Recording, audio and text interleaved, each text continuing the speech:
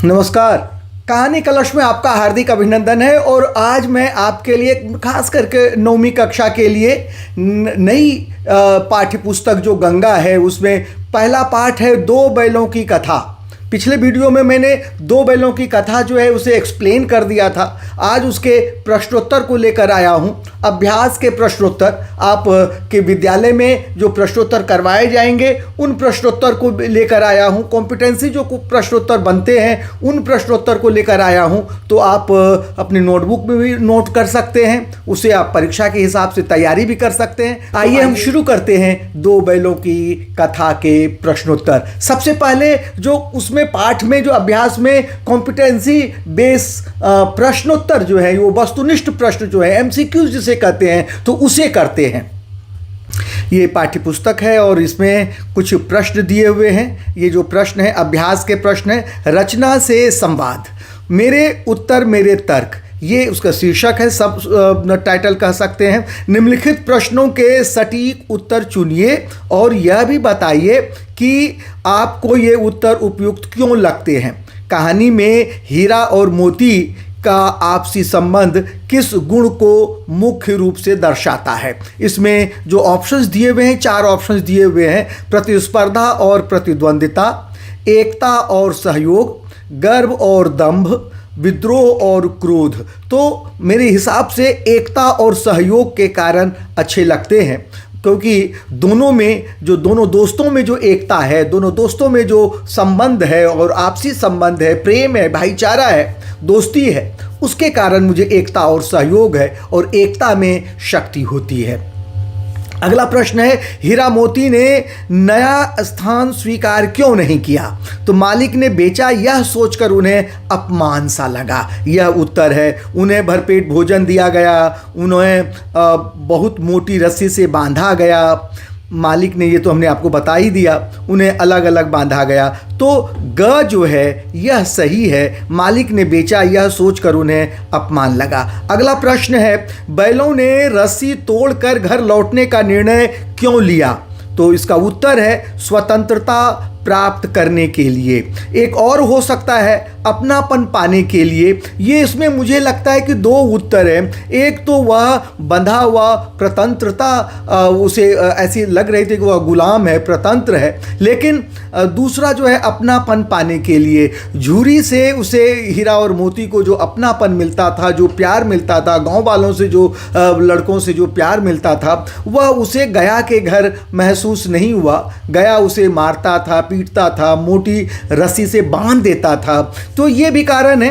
तो दोनों उत्तर हो सकते हैं, दोनों के अपने अपने तर्क हैं सही होने के, इसलिए मैंने यहाँ पर 2 दिए हैं। आप भी अपने अध्यापकों से, अध्यापिकाओं से इसके बारे में अब चर्चा कर सकते हैं। ये दोनों के अपने अपने तर्क हैं जो मैंने आपके साथ साझा किया है उस तर्क को। गया द्वारा डंडे से मारने पर मोती का आक्रोश किस मानवीय मनोवृत्ति का द्योतक है। मानवीय मनोवृत्ति क्या है? वो मानवीय जो गुण हैं, उसकी जो टेंडेंसी है, वो किसके द्योतक है? तो वह है स्वाभिमान का। स्वाभिमान का, अहिंसा, पराधीनता, अन्याय की रक्षा। तो मेरे हिसाब से स्वाभिमान का है। मनुष्य में स्वाभिमान होता है, इसलिए वह कोई उसे बेमतलब और बिना किसी गलतियों के अगर कुछ उससे कहे तो उसे उसका स्वाभिमान जाग उठता है और उसका वह प्रतिकार करता है, विरोध करता है। इसलिए यहाँ पर मोती जो है वह स्वाभिमान उसका जाग गया, क्योंकि उसे जब डंडे से पीटा गया तो उसे लगा कि मेरा तो कोई दोष ही नहीं है, फिर वह क्यों मुझे मार रहा है। इसलिए यह मानवीय प्रवृत्ति है कि स्वाभिमान उसका जागृत हो गया। अगला प्रश्न है, कहानी में बैलों की मूक भाषा का प्रयोग लेखक ने किस लिए किया। तो कहानी को रोचक बनाने के लिए, मनुष्य जैसी चेतना दिखाने के लिए, संवादों को छोटा रखने के लिए, कथा में हास्य उत्पन्न करने के लिए। तो उत्तर है मनुष्य जैसी चेतना दिखाने के लिए, यह उत्तर है।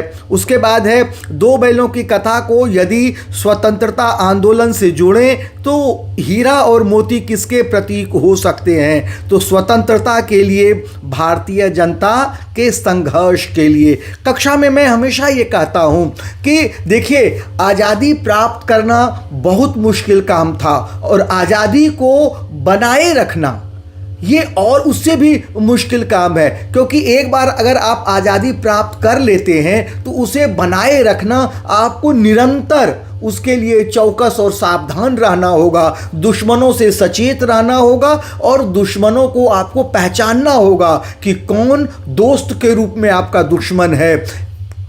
कई देशों में अंदरूनी जो लोग होते हैं वे भी अपने देश के लिए दुश्मनी की तरह व्यवहार करते हैं, वे भी शत्रु होते हैं देश के। तो उन अंदर छिपे हुए शत्रुओं को आपको पहचानना होगा। अपने देश में भी ऐसे बहुत से लोग हैं जो अंदर छिपे हुए हैं, वे देशवासी होते हुए भी भारत के प्रति, अपने देश के प्रति गद्दारी करते हैं, वे दुश्मनी निभाते हैं, शत्रुता निभाते हैं। तो हमें हमेशा हमेशा स्वतंत्रता को बनाए रखने के लिए लगातार निरंतर हमें परिश्रम करना पड़ता है, उसके प्रति जागरूक रहना पड़ता है, सचेत होना पड़ता है, क्योंकि एक बार आपने आज़ादी पा ली तो उसे निरंतरता के साथ ही आप बचाए रह सकते हैं, सावधानी से बचाए रह सकते हैं। तो यहाँ पर वस्तुनिष्ठ प्रश्न जो है ये हमने आपने चर्चा की।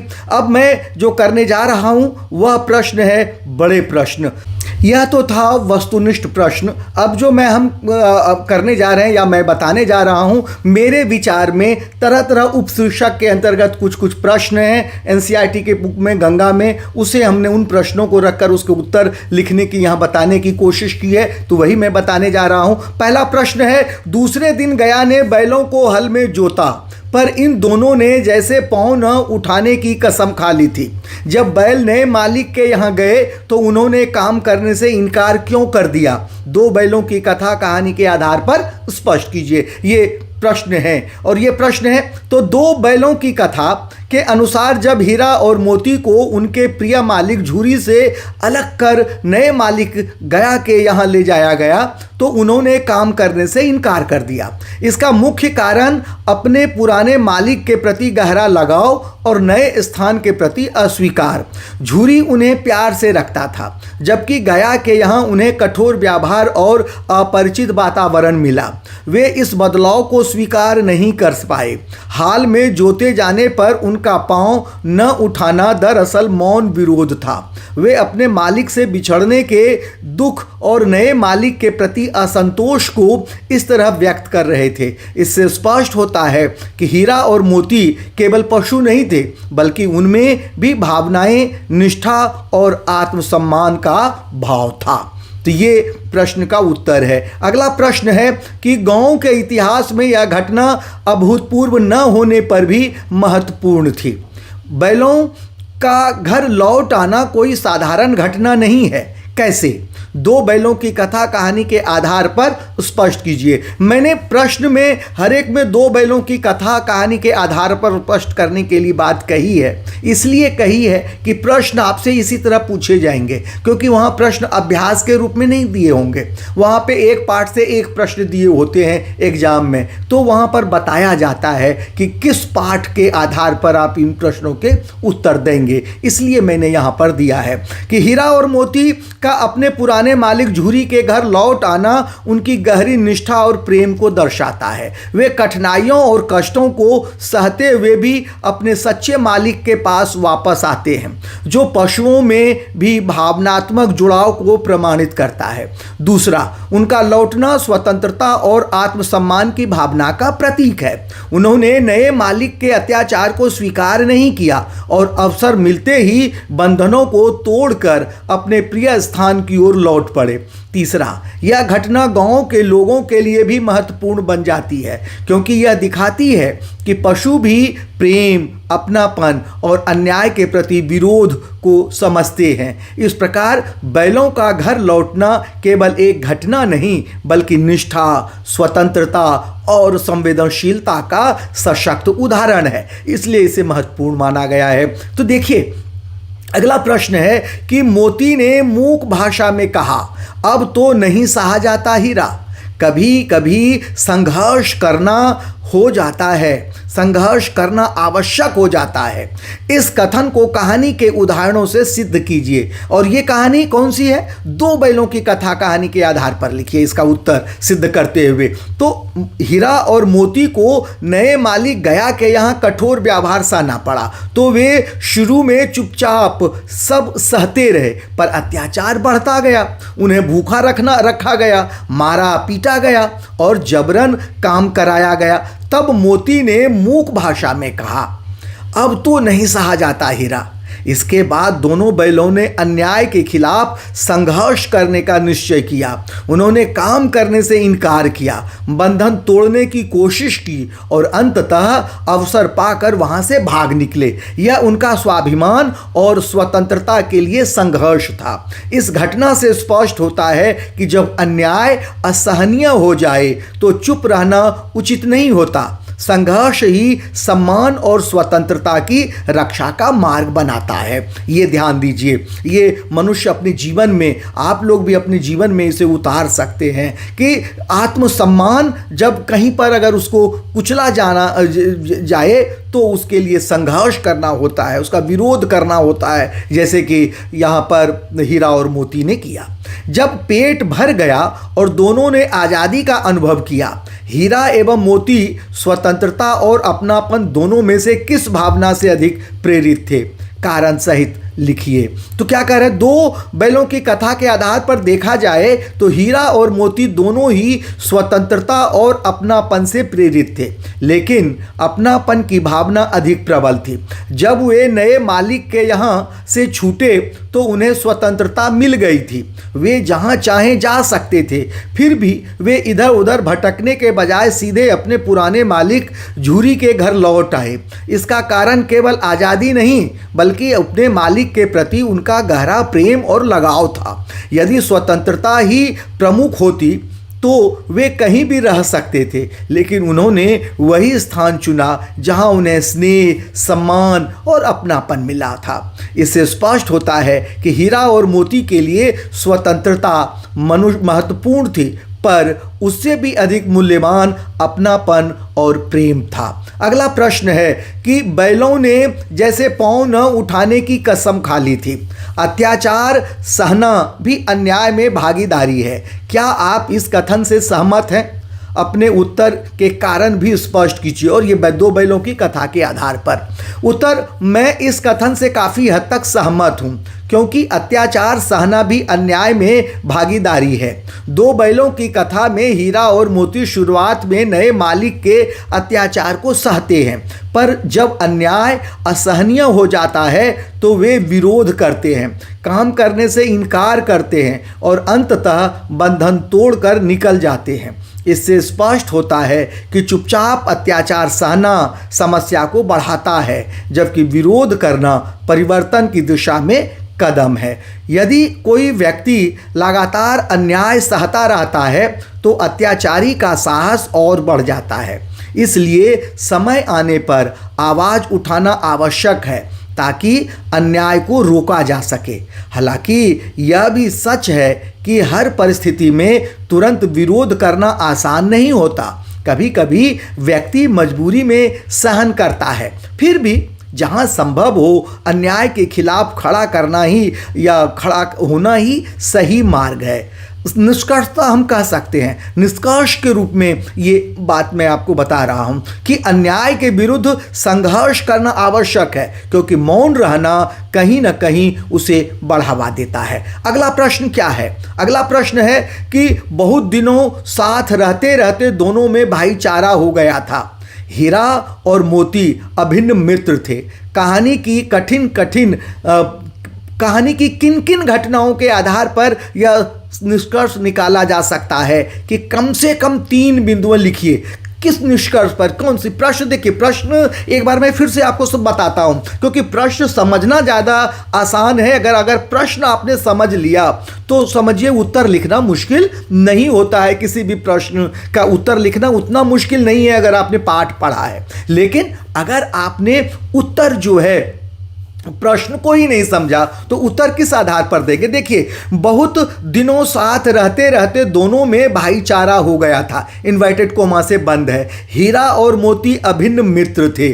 कहानी की किन किन घटनाओं के आधार पर यह निष्कर्ष निकाला जा सकता है। देखिए, एक आपको कोट दे दिया ये कहानी के अंदर से और कहा कि भाई कहानी में कौन कौन सी घटनाएं हैं जिससे आप यह निष्कर्ष निकालते हैं। कम से कम 3 बिंदु होने चाहिए। तो देखिए, 2 बैलों की कथा के आधार पर हीरा और मोती के अभिन्न मित्र होने के प्रमाण ये हैं। सुख दुख में साथ, दोनों हर परिस्थिति में एक दूसरे का साथ निभाते हैं। जब एक पर कठिनाई आती है तो दूसरा उसे अकेला नहीं छोड़ता। विपत्ति में साथ न छोड़ना। नए मालिक के यहाँ अत्याचार सहते समय भी वे साथ रहते हैं और भागने का निर्णय भी मिलकर लेते हैं। आपसी समझ और संवाद, दोनों बिना बोले एक दूसरे की भावनाएं समझते हैं। मूक भाषा, जैसे मोती का कहना अब तो नहीं सहा जाता।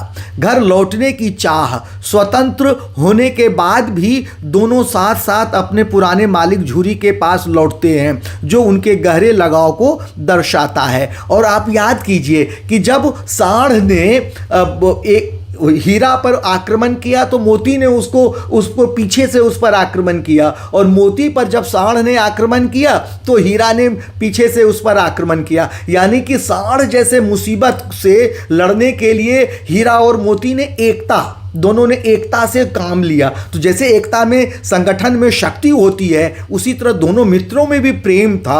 और दोनों मित्र में जब प्रेम होने के कारण, एकता होने के कारण किसी भी कठिन से कठिन परिस्थितियों को वे सह सकते थे और उसका सामना कर सकते थे और वे विजयी भी हुए। तो ये भी आप इसमें लिख सकते हैं इस उत्तर में। अगला प्रश्न है कि उसी समय मालकिन ने आकर दोनों के माथे चूम लिए।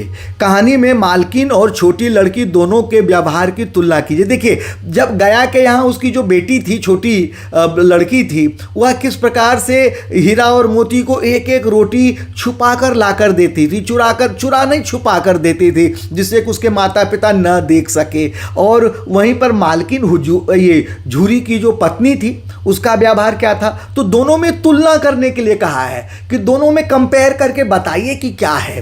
तो कह रहा है कि 2 बैलों की कथा के आधार पर मालकिन और छोटी लड़की के व्यवहार की तुलना अधिक स्पष्ट रूप से इस प्रकार की जा सकती है। मालकिन का व्यवहार क्या है। मालकिन का स्वभाव प्रारंभ में कठोर और व्यावहारिक है। वह बैलों को केवल काम करने वाले पशु के रूप में देखती हैं, लेकिन जब हीरा और मोती अनेक कष्ट सहकर वापस लौटते हैं तो उसका हृदय द्रवित हो उठता है। वह उनके माथे चूमती है। यह उसके पश्चाताप, ममता और बदले हुए दृष्टिकोण का संकेत है। यानी उसका स्नेह अनुभव के बाद जागृत होता है। वहीं छोटी लड़की जो है, व्यवहार जो है उसका, छोटी लड़की का हृदय शुरू से ही कोमल और करुणामय है। वह बैलों की पीड़ा को बिना किसी स्वार्थ के समझती है और उन्हें छिपकर रोटियां खिलाती है। उसका प्रेम निष्कपट, सहज और निरंतर है, किसी परिवर्तन या घटना पर निर्भर नहीं करता। निष्कर्षतः हम कह सकते हैं कि दोनों के व्यवहार से यह स्पष्ट होता है कि सच्ची संवेदना वही है जो बिना किसी कारण के भी बनी रहे। इस दृष्टि से छोटी लड़की का प्रेम अधिक गहरा और आदर्श प्रतीत होता है, जबकि मालकिन का व्यवहार मनुष्य के हृदय परिवर्तन की क्षमता को दर्शाता है। तो ये उत्तर है इसका। अगला प्रश्न जो है वो उपभाग के शीर्षक के अंतर्गत मेरी कल्पना मेरे अनुमान। तो देखिए, उसने उनके माथे सहलाए और बोली, खोले देती हूँ, चुपके से भाग जाओ। यदि आप वह छोटी लड़की होते तो बैलों की मदद किस प्रकार करते। देखिए, अब ये एक चुपके से भाग जाओ, अगर आप उस छोटी लड़की की जगह पर होते तो कैसे उसकी बैलों की मदद करते। ये पूरी तरह से उत्तर आपके ऊपर है, लेकिन फिर भी मैंने कोशिश की है कि क्या उत्तर हो सकता है और आप इसी तरह से अपने उत्तर बना सकते हैं। कि मुंशी प्रेमचंद की कहानी 2 बैलों की कथा के आधार पर यदि मैं वह छोटी लड़की होती तो मैं बैलों की सहायता इस प्रकार करती या करता।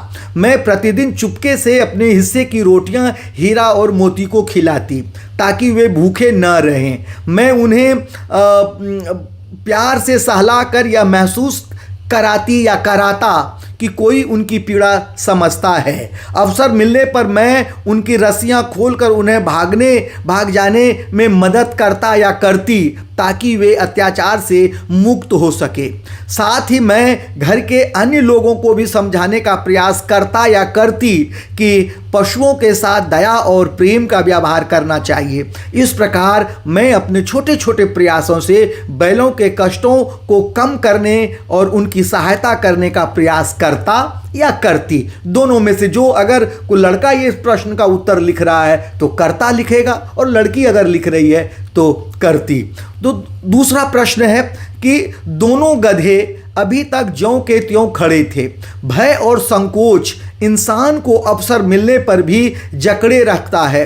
क्या आप इस कथन से सहमत हैं? इस वाक्य के संबंध में कहानी और अपने अनुभव से उदाहरण लेते हुए अपने विचार लिखिए। तो कह रहा है उत्तर यह है कि कथन सही है कि भय और संकोच मनुष्य को अवसर मिलने पर भी रोक देते हैं। दोनों गधे ज्यों के त्यों खड़े थे। यह दिखाता है कि अवसर होते हुए भी डर और असमंजस आगे बढ़ने नहीं देते। कहानी के संदर्भ में गधों के सामने अवसर था आगे बढ़ने का, पर वे खड़े रह गए। इसका कारण उनकी आदत, डर और अनिश्चितता थी। वे यह तय नहीं कर पाए थे कि आगे बढ़ना सुरक्षित होगा या नहीं। यही स्थिति अक्सर मनुष्यों के साथ भी होती है। अपने अनुभव से भी यह बात स्पष्ट होती है कि कई बार ऐसा होता है कि हमें अपनी बात रखने का अवसर मिलता है, जैसे कक्षा में उत्तर देना या किसी प्रतियोगिता में भाग लेना, पर संकोच हमें रोक देता है। बाद में महसूस होता है कि अगर हमने कोशिश की होती तो शायद सफलता मिलती या कम से कम अनुभव तो मिलता। यह हमें यही सिखाता है कि अवसर का लाभ उठाने के लिए साहस जरूरी है, वरना हम भी उन गधों की तरह ज्यों के त्यों खड़े रह जाते हैं। तो ये प्रश्न के उत्तर हैं और प्रश्नों के। अब आगे देखिए, अगला जो उपशीर्षक है मेरे अनुभव मेरे विचार। तो इसके आधार के अंतर्गत जो भी जितने भी प्रश्न हैं पाठ्यपुस्तक में, उसके उत्तर यहाँ पर मैंने दी है कि दोस्तों में घनिष्ठता होते हुए भी धौल धप्पा होने लगता है। इसके बिना दोस्ती कुछ फुसफुसी, कुछ हल्की सी रहती है, जिस पर ज़्यादा विश्वास नहीं किया जा सकता। क्या आप इस बात से सहमत हैं?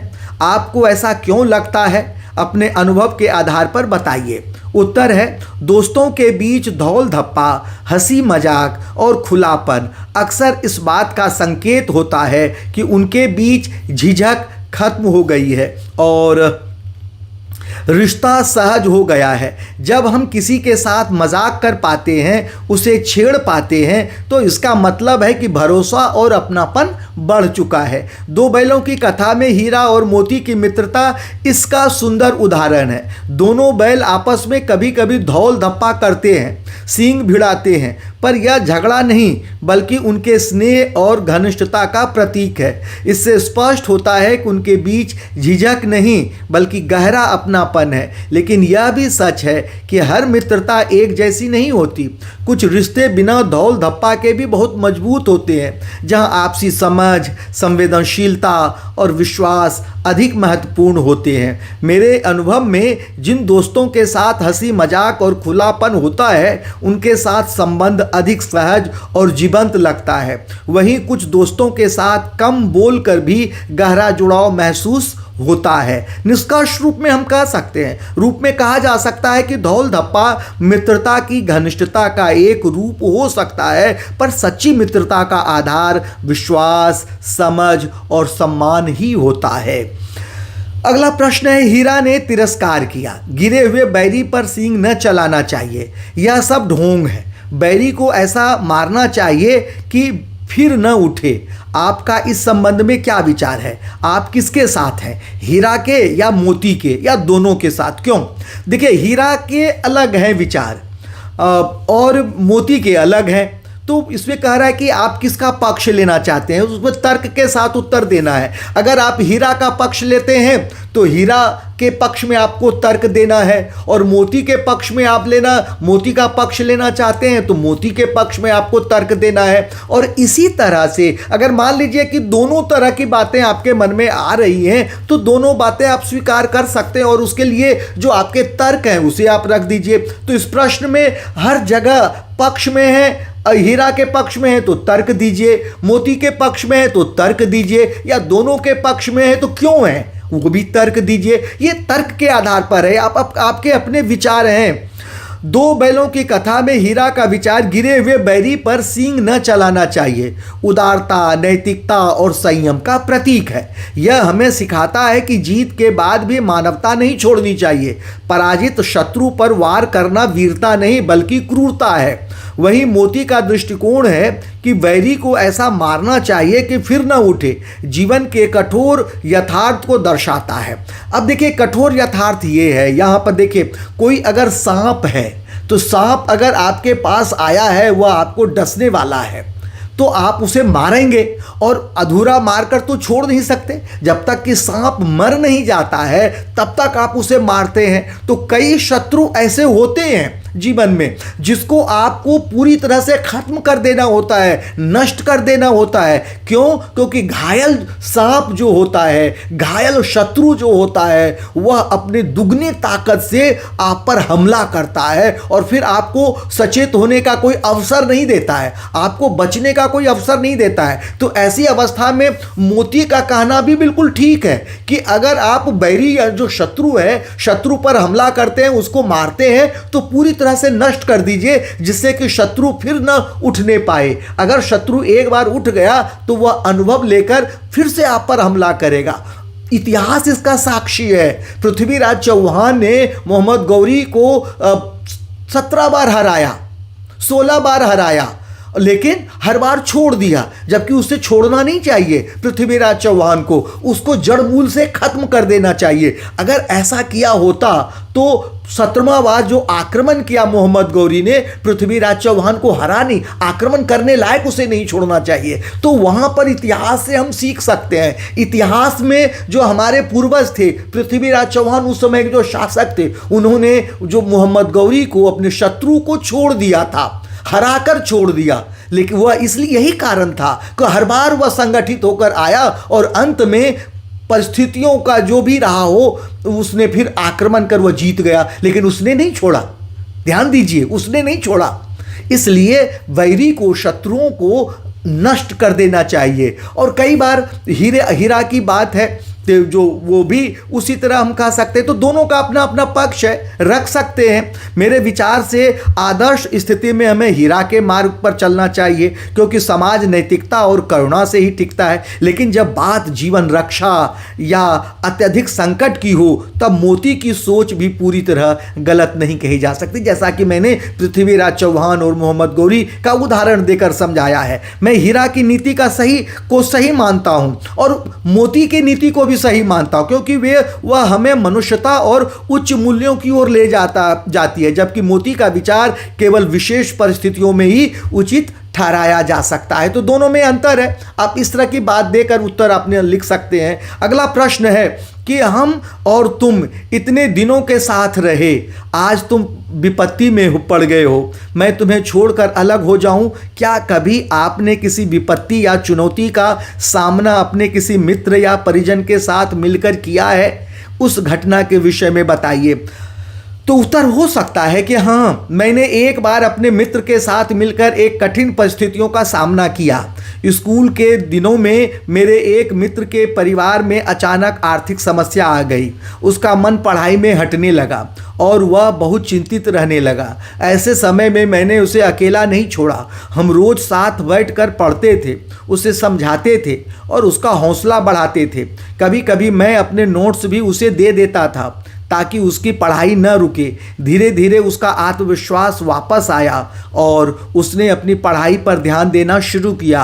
अंत में उसने अच्छे अंक प्राप्त किए। उस समय मुझे महसूस हुआ कि सच्ची मित्रता वही है जब हम सुख दुख दोनों में एक दूसरे का साथ निभाते हैं। इस अनुभव ने मुझे सिखाया कि विपत्ति के समय साथ देने में ही रिश्तों की असली परीक्षा होती है।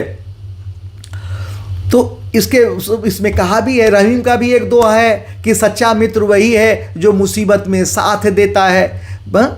तो यहाँ पर प्रश्न के उत्तर हमने बताया है। तो देखिए, इसमें दोनों तरह से दे सकते हैं। ये जो प्रश्न का उत्तर हमने लिखा है ये हमारे विचार हो सकते हैं, आप भी लिख सकते हैं, लेकिन अगर आपके पास कोई और घटना है, आपका कोई और अनुभव है, तो उस अनुभव को आप नोटबद्ध कर सकते हैं और अपने अध्यापक और अध्यापिकाओं को दिखा सकते हैं। तो मैंने यहाँ पर ये कोशिश की कि आपके लिए प्रश्नोत्तर तैयार करूँ। आप परीक्षा के लिए भी उपयोगी है और कॉम्पिटेंसी आधारित भी है, आपकी कल्पना शक्ति के आधार पर भी है। तो मैं अपने आप को यहीं पर विराम देता हूं, अपनी वाणी को विराम देते हुए आपके लिए शुभकामनाएं हैं। आप चैनल को देखिए और इसे सब्सक्राइब कीजिए, लाइक और सब्सक्राइब जरूर कीजिए। आपको और किसी प्रश्न का उत्तर अगर जानना है तो आप कमेंट्स बॉक्स में कमेंट्स करके हमें बताइए। आप कुछ राय करना चाहते हैं तो मैं यहाँ पर प्रश्न जो है, जब मैं वीडियो बनाऊंगा इस हीरा और मोती से संबंधित,